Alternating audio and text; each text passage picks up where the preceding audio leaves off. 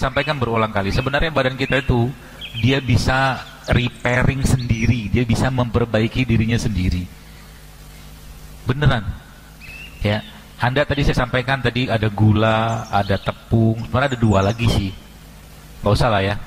Nanti Anda nggak bisa tidur. Mau diterusin? Tapi dikerjain ya. Insya Allah gitu kan. Insya Allahnya saya nggak yakin. Insya Allahnya saya nggak yakin.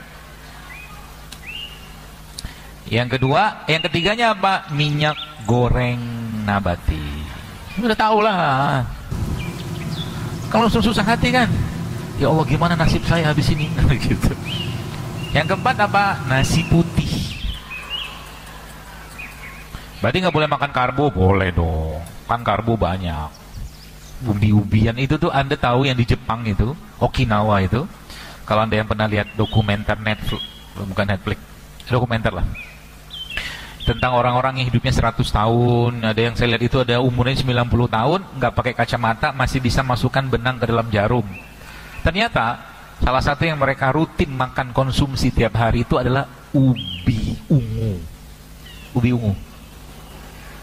Jadi ubi-ubian itu seratnya bagus. Jadi kalau sekarang, berarti dokter kalau kami mau ganti nasi ke ubi-ubian bagus nggak? Bagus. Ubi jalar, ubi ungu. Tapi karena kita memang sukanya gorengan, ubi ungu pun dibikin keripik. Di Tawangmangu. Semua digoreng. Sampai akhirnya kata teman saya itu apa ya? Kata dia begini, supaya dia menyenangkan hati saya gitu. Dia bilang gini, dok ini nggak apa-apa dok. Dia kasih gorengan kan. Ini apa, ada bakwan, tempe apa soalnya. Ini tempe yang direbus pakai minyak gitu. Ya framingnya agak diubah sedikit. Nah gitulah. Itu.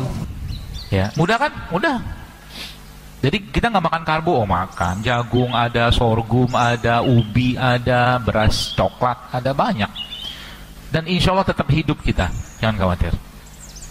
Dan jangan pakai istilah nanti kalau nggak makan nasi nggak kenyang.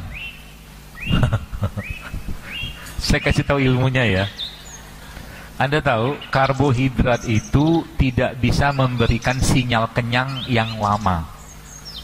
Justru malah dia akan cepat membuat kita lapar.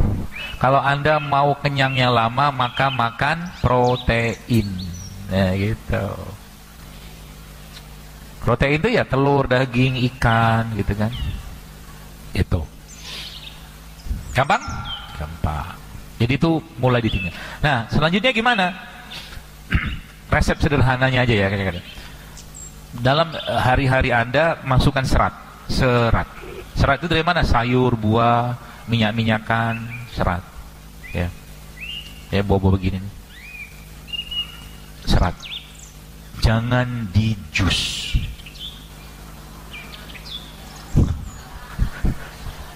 Kenapa jangan di jus? Karena kalau Anda jus, gulanya naik. Udah gulanya naik tanpa Anda kasih apa-apa, Anda kasih gula lagi. Kasih susu lagi. Jadi akhirnya apa? Rutin. Saya tuh rutin mengkonsumsi jus nanas 2 kali sehari supaya BAB lancar. 3 bulan saya ngecek gula darah ternyata naik. Dan nanas segini, sisanya gula, susu, gitu-gitulah. Jadi kalau makan buah ya dimakan. Gitu. Ya, dimakan pakai mulut. Iya. Gitu ya, jadi sayur, buah-buahan. Kemudian apa lagi ibu sekalian? Nah itu yang di dokumenter itu, salah satu yang membuat mereka itu juga apa tuh namanya, badannya bagus gitu ya, apa sehat. Jadi umur 90 tahun masih bisa nyangkul. Kita kayaknya 60 tahun sudah susah jalan. Ini kacang-kacangan. Jadi menunya pasti ada nut and seed, kacang dan biji-bijian. Itu. Jadi nanti kalau masak nasi, nasinya dicampur sama biji-bijian. Biji-bijian contohnya apa? Biji kacang hijau, biji habatus sauda. Tuh. ada yang sudah jadi produknya itu. Nanti kalau saya sebutin nanti diiklanin lagi. Udah ada. Tadi campurkan ke dalam nasi supaya apa? Nasinya berserat kalau masih makan nasi. Gitu. Oke? Lalu apa lagi sekalian? Sayur, buah, kemudian makanan-makanan fermentasi. Ini udah apa namanya? Dimasukkan dalam menu-menu masakan Anda. Kalau dokter, minuman atau ada makanan atau minuman fermentasi nggak yang saya minum tiap hari? Hampir-hampir ada. Umumnya probiotik, umumnya probiotik. Jadi kalau biasanya pagi-pagi itu, kalau saya nggak mau makan, dan memang saya lebih sering nggak makan kalau pagi, itu kalau nggak pilihannya saya ngopi pahit, nggak pakai gula, karena sudah merasa hidupnya manis dan indah. Jadi nggak pakai gula, pakai gula merah, gula apa, nggak usah lah.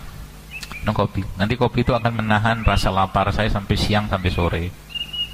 Itu yang pertama. Tapi tergantung Anda cocok kopi atau tidak sih.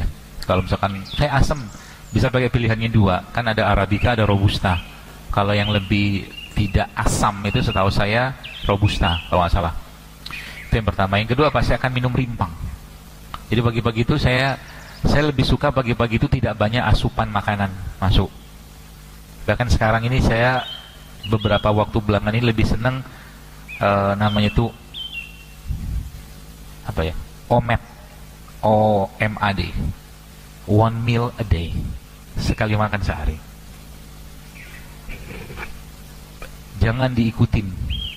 Kalau Anda yang biasanya perlu asupan makanan lebih banyak, ya, jangan diikutin. Tapi kalau Anda yang bisa, tidak apa-apa.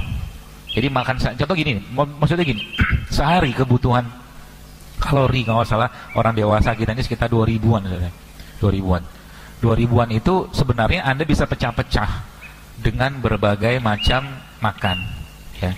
Tapi boleh nggak sekali makan bisa sampai 2000? Boleh-boleh aja, sehingga nanti waktu sisa yang lain itu tubuhnya ngedetoks, gitu maksudnya.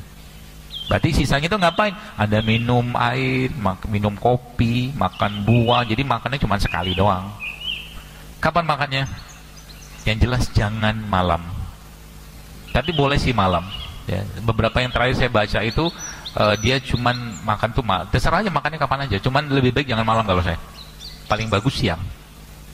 Gitu. Jadi tubuhnya terus di detox gitu-gitulah. Karena nggak ada makanan kan. Apalagi tanpa dengan tadi ramuan tadi. Itu jadi kayak begini nih. Ya, apa nih, kencur, kunyit. Ini lain kali kalau bikin, kalau saya sekarang guru saya ngajarin jangan dikupas kulitnya. Karena kulitnya itu masih banyak yang bermanfaat di situ. Cuci bersih aja. Cuci bersih lalu siksa dia. Dikeprek. Kalau dikeprek dia akan marah. Marahnya gimana maksudnya? Mengeluarkan aroma kan? Itulah zat pertahanan dirinya mereka. Jadi kalau menurut saya kayaknya lebih tersiksa mereka kalau digeprek daripada dipotong. Aromanya lebih kenceng kan? Gitu. Jadi geprek, bersih, cuci. Nah, cari jahe juga, jahe-jahe kayak begini. Kan sekarang banyak jahe impor, ya. Jahe hibrid kita bilang. Jadi kalau nanti bikin jahe-jahe begini, cari jahe lokal aja, kecil-kecil, jahe merah, jahe emprit, itu, ya. Jadi geprek ini jangan curin. Formulanya gimana?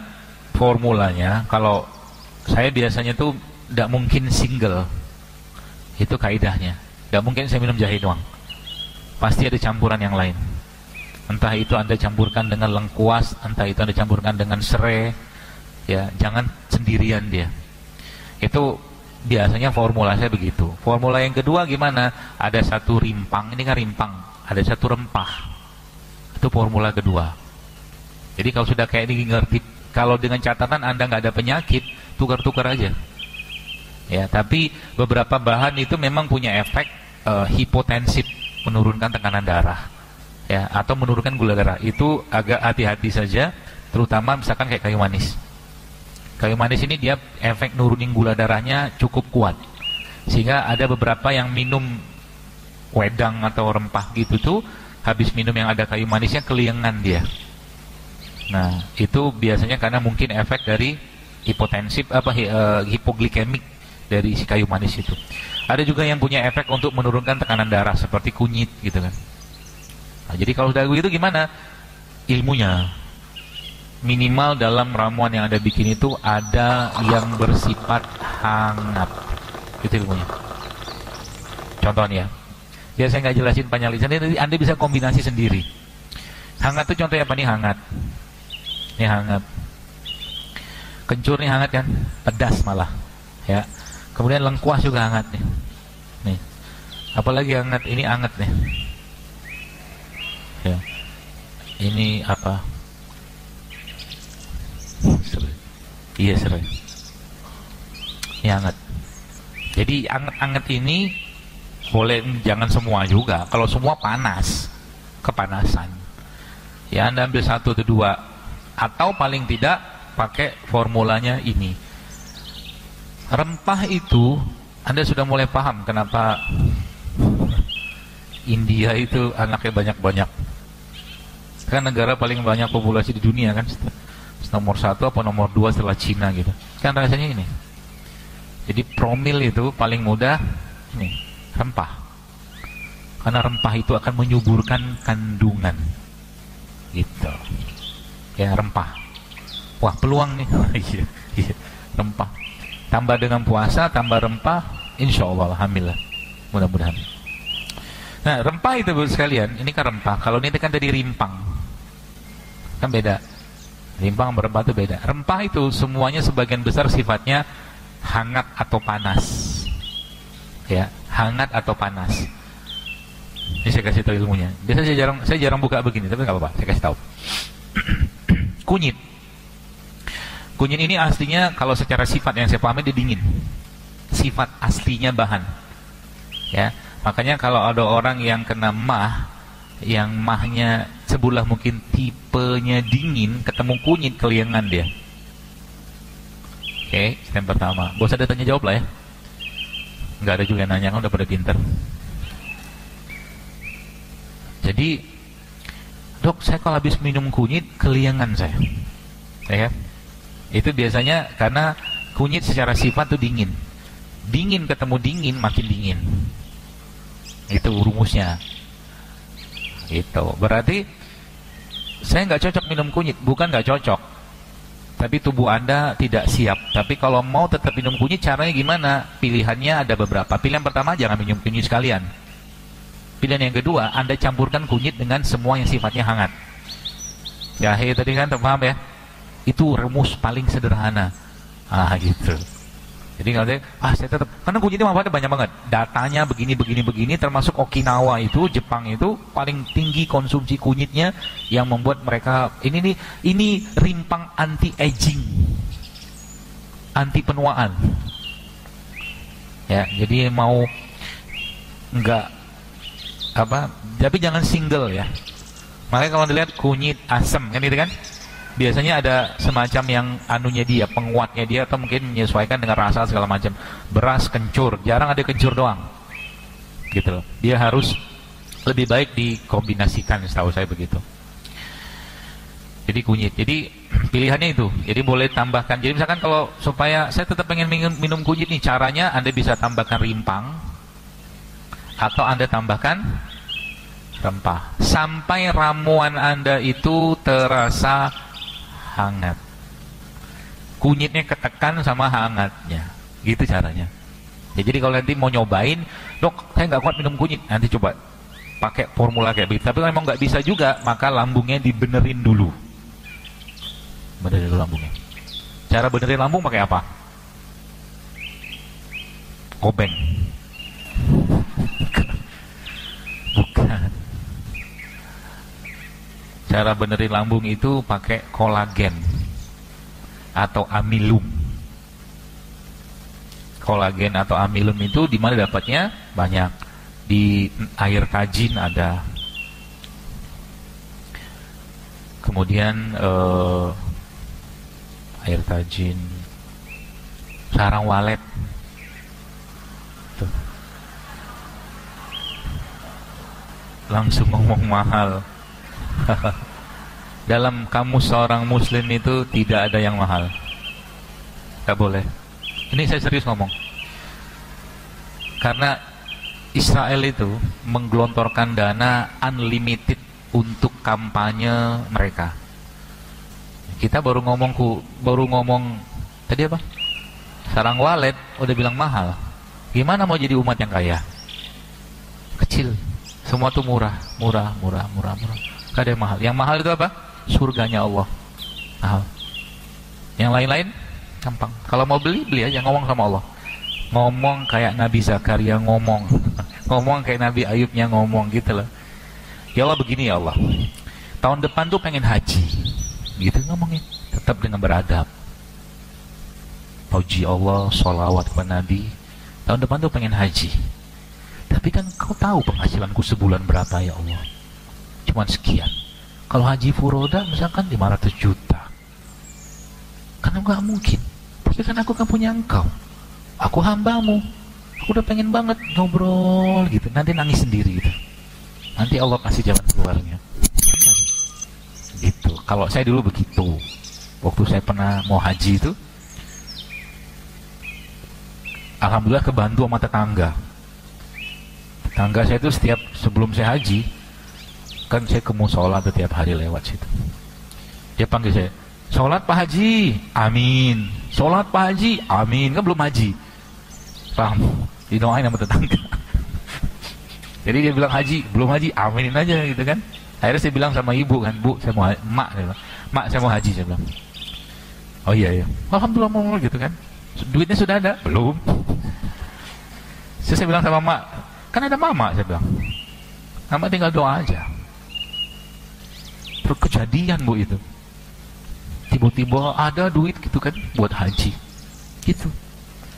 Jadi jangan suka pakai matematika dan angka ke Allah. Nanti susah hidup kita. Karena zaman sekarang ini peradabannya peradaban angka. Semua diangkain. Orang yang punya gaji 5 juta nggak pernah bisa berpikir, bahkan berani bermimpi untuk punya rumah 5 miliar, nggak berani dia. Betul? Padahal buat Allah apa susahnya? Itu iman. Nah gitu. Seru kan gitu kan? Saya ngomong begini, Dok, kacang almond mahal, pistachio mahal, gitu aja hidup kita kan, bolak-balik situ-situ aja. Naik level sedikit. Apa yang Anda pengen? Obrolin sama Tuhan. Pengen haji tahun depan? Ngomong aja sama Allah. Gitu. La in syakartum la azidannakum wa la in kafartum inna 'adzab